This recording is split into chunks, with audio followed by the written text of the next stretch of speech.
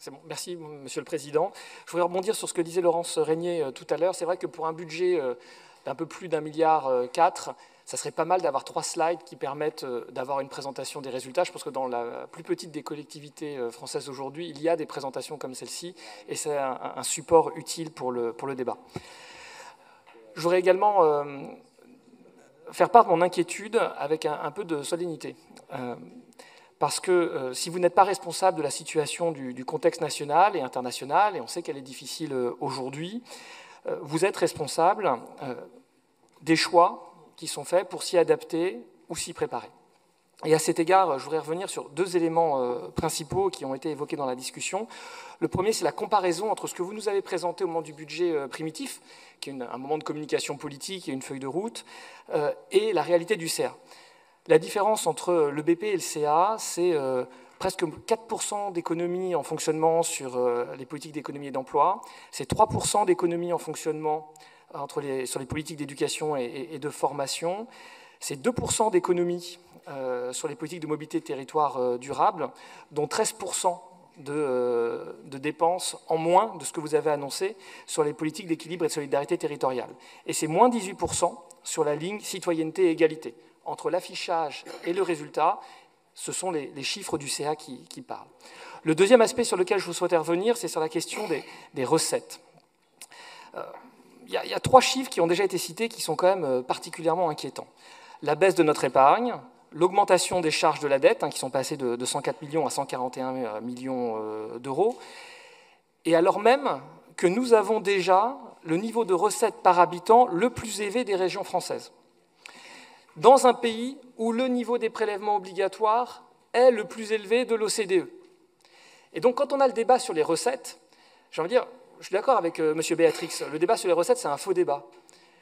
En fait, c'est soit un débat sur les prélèvements, soit c'est un débat sur la richesse du pays.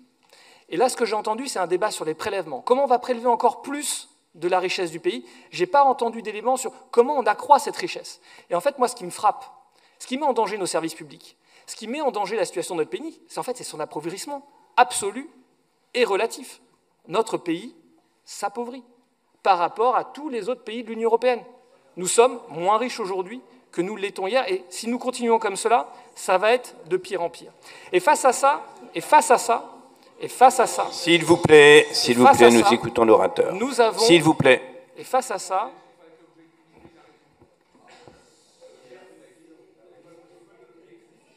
s'il vous plaît, mesdames et messieurs, nous écoutons l'orateur. Les propos, vous pourrez les tenir, bien évidemment, dans le cadre de l'organisation de nos débats. Merci. Merci, Monsieur le Président. Et face à ça, il y a 2 stratégies possibles. Il y a une stratégie de court terme qui consiste à aller prélever encore plus de la recette et des richesses existantes. Et puis il y a une stratégie de long terme qui consiste à aller produire plus de richesses. Et ce qui est inquiétant, c'est que quand à court terme, on vient prélever plus de richesses, eh bien on compromet la capacité à en produire à long terme. Et c'est pour ça qu'il y a des politiques fiscales qui sont efficaces économiquement, et c'est pour ça qu'il y a des politiques fiscales qui sont inefficaces. Et aujourd'hui, je le dis vraiment avec solennité, je redoute très fortement la stratégie dans laquelle on est engagé au niveau national et également au niveau régional, parce que nous allons chercher encore, et on y reviendra cet après-midi, des recettes complémentaires sans se poser la question de savoir comment on va produire plus, comment on aide les entreprises, comment on aide les ménages à s'enrichir. Et aujourd'hui, c'est ça la difficulté, et le budget tel qu'il nous est présenté est de ce point de vue-là pas suffisamment ambitieux. Et j'entendais tout à l'heure que Mme Morancet avait, dans la région nantaise, procédé à des coupes fortes en matière de dépenses. Oui, elle a eu le courage de poser la question des dépenses. Je vais vous demander de conclure, chers collègues. Sauf erreur de ma part, l'économie nantaise, la vie culturelle nantaise ne s'est pas effondrée. Elle s'est donné la possibilité d'avoir des marges de manœuvre demain. Nous sommes aujourd'hui en train de les compromettre.